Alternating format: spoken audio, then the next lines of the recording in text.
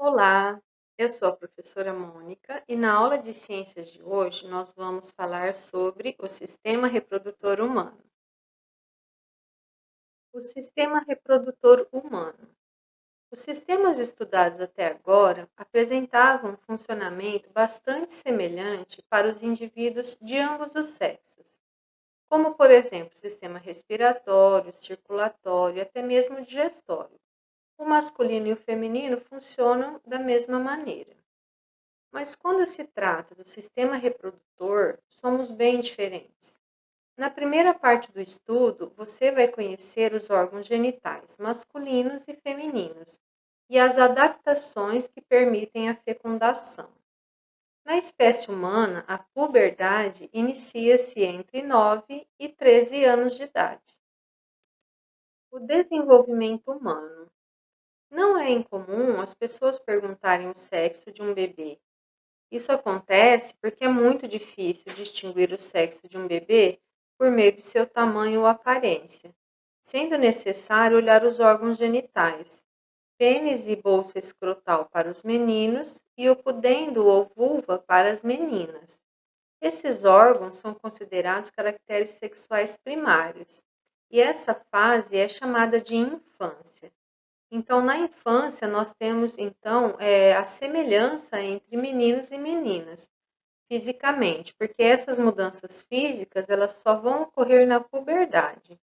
E olhando aqui a imagem desse bebê, realmente é difícil saber se ele é um menino ou se ele é uma menina. Às vezes as pessoas colocam roupas, coloridas, rosa ou azul, colocam um brinquinho na menina, para, na verdade, diferenciar o sexo, né? Porque realmente, pela fisionomia do rosto, é muito difícil a gente saber. Algumas mudanças, tanto físicas como psicológicas, começam a ocorrer por volta dos 9 aos 13 anos, por meio da ação dos hormônios sexuais. Nesse período, que se inicia na puberdade e se estende à adolescência, essas mudanças podem gerar instabilidades e conflitos em diferentes graus. É comum que os jovens desenvolvam certa vergonha em relação ao corpo que está mudando e parece desajeitado. Alguns comportamentos agressivos em situações aparentemente normais ou emoções confusas também fazem parte dessa etapa da vida. Enquanto meninas e meninos caminham em direção à vida adulta, as mudanças criam grandes diferenças, entre os seus corpos, com o desenvolvimento de alguns caracteres sexuais. São as mudanças físicas. Vamos falar agora sobre o dimorfismo sexual, uma característica importante na reprodução. Os animais da fotografia a seguir são pequenos caranguejos, conhecidos popularmente no Brasil como chama-maré, os quais existem em manguezais. Observe que um dos animais tem uma das garras muito maior do que a outra. Esse é o macho. A fêmea ela possui as duas garras do mesmo tamanho. Esses animais eles apresentam o dimorfismo sexual. O que é isso? É uma diferença marcante entre os machos e fêmeas. Podemos identificar muito bem esse dimorfismo em leões, pavões e também nos seres humanos, por exemplo. Existem, porém, espécies cujos dois sexos não se distinguem, sem uma observação mais detalhada. Exemplo de algumas aves, como o papagaio, por exemplo. A puberdade e a adolescência. Essa etapa entre a infância e a vida adulta, ela pode variar muito de uma pessoa para outra. E segundo a Organização Mundial da Saúde, a puberdade e a adolescência podem se estender dos 10 anos aos 20 anos de idade.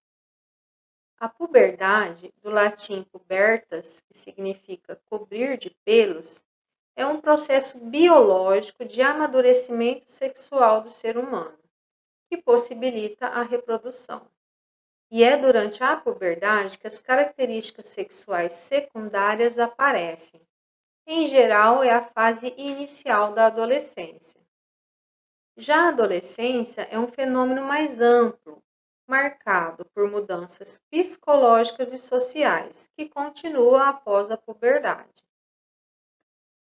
Na adolescência, existem muitos conflitos, né, entre o que a pessoa era, que ela era uma criança, está caminhando para a vida de adulto, e todas as mudanças que ocorrem no corpo e também com a sua parte emocional e social geram vários conflitos, né, de identificação do papel do adolescente, não somente na família, como na sociedade.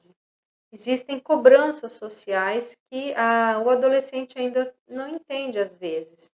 Expectativas da família a seu respeito, né? As mudanças no corpo que a pessoa ainda não se acostumou a ser uma nova pessoa, né? O corpo muda totalmente.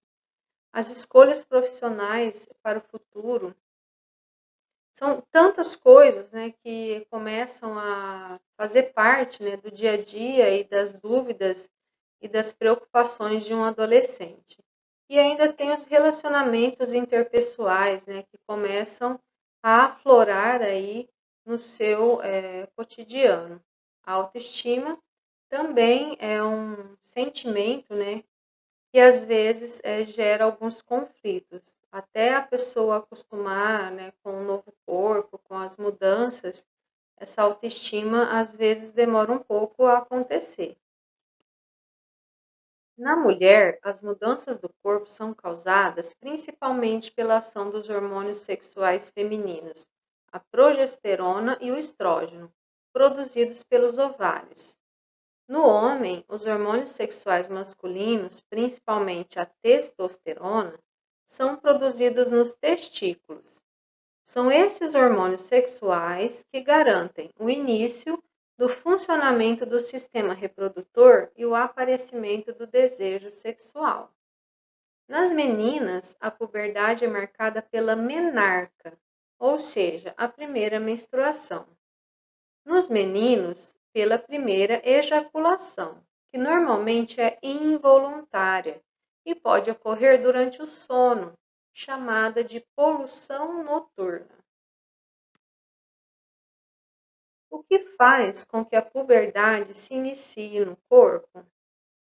Então, ela ocorre porque o hipotálamo, que é uma região do encéfalo que fica no cérebro, ele é responsável por desencadear as mudanças relacionadas à puberdade. Isso depende das condições de saúde e nutrição e da genética da criança. Ele sinaliza para a hipófise, uma glândula logo abaixo do cérebro, que devem ser iniciadas a produção e a liberação de hormônios para o resto do corpo. A hipófise, então, passa a produzir dois hormônios, o hormônio folículo estimulante, que é o FSH, e o hormônio luteinizante, que é o LH. Ambos agem sobre os ovários e os testículos, sendo o primeiro responsável pelo estímulo à produção de óvulos e espermatozoides, e o segundo hormônio por estimular essas gônadas a produzir os hormônios sexuais.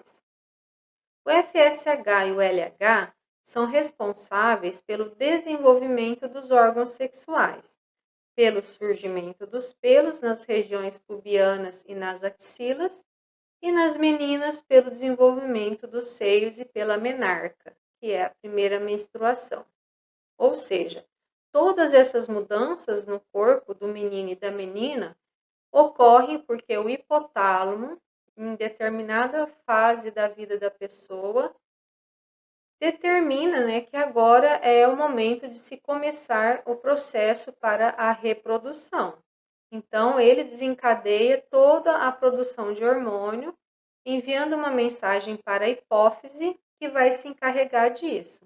Então, a hipófise produz o FSH e o LH, que vão aí estimular, né, os hormônios masculinos e femininos a serem produzidos pelos ovários e testículos. E aí começa todo o desenvolvimento e o preparo do corpo para a reprodução.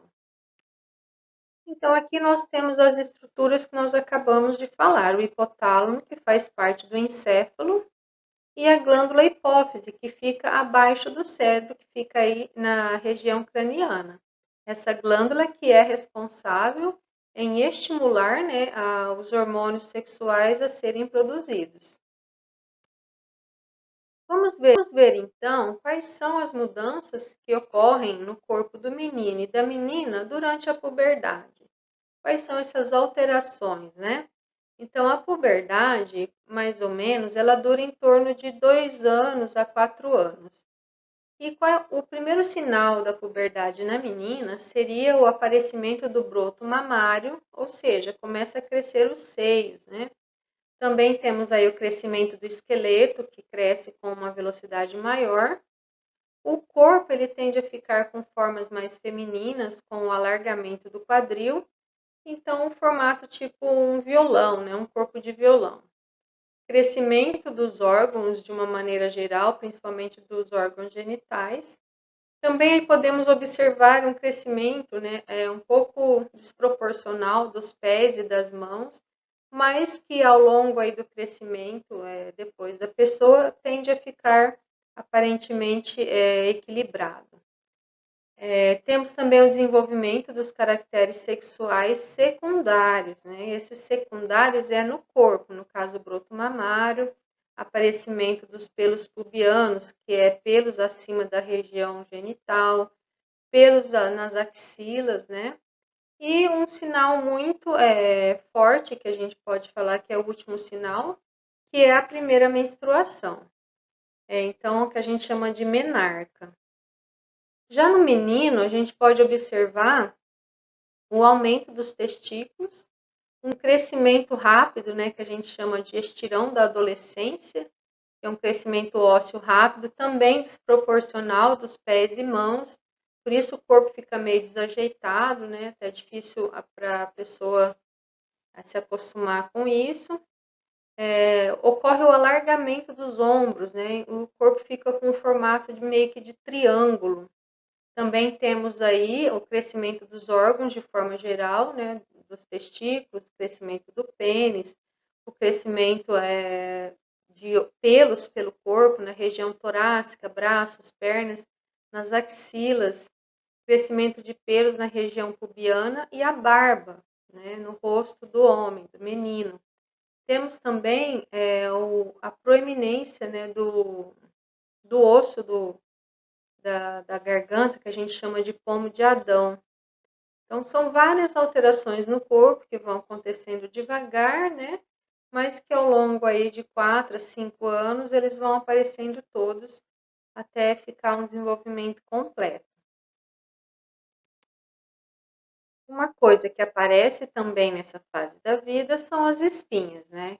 Então, com o aumento dos hormônios, com essas mudanças hormonais, há um crescimento da produção de glândulas sebáceas, explicando aí o aumento de cravos e espinhas.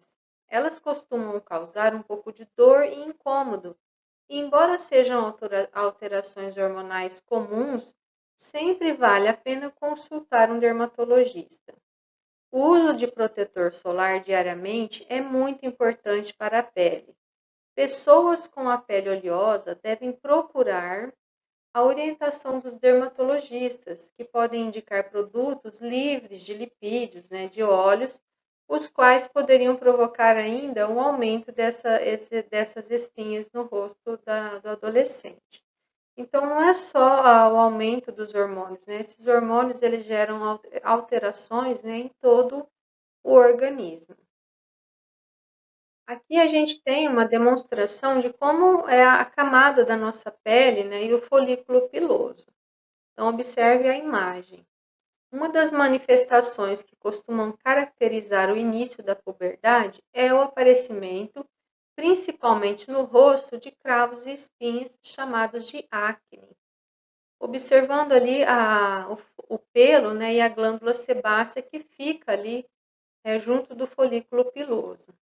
As glândulas sebáceas, elas produzem uma substância gordurosa, chamada de sebo, que lubrifica a nossa pele e dificulta o crescimento de micro-organismos sobre ela. Então, é uma defesa natural do nosso corpo.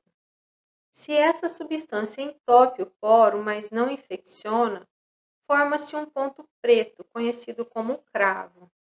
Se bactérias começam a crescer sobre esse material, vai ocorrer uma inflamação e a formação de pus, ou seja, a espinha. Então, observando ali o folículo piloso, a gente pode chegar à conclusão que se ele entupir, né, devido ao excesso de oleosidade, pode ocorrer então a formação de espinhas. Aqui nós temos casos graves, né, de acne e que deve ter uma atenção maior, né, procurar um dermatologista para que essa inflamação não gere um incômodo e até mesmo dor, né, porque são inflamações muito severas. Isso gera um problema não só físico, mas também emocional no adolescente. Então, isso requer um pouquinho mais de cuidado, um pouquinho mais de atenção, não é mesmo? E a nossa aula de hoje ela fica por aqui.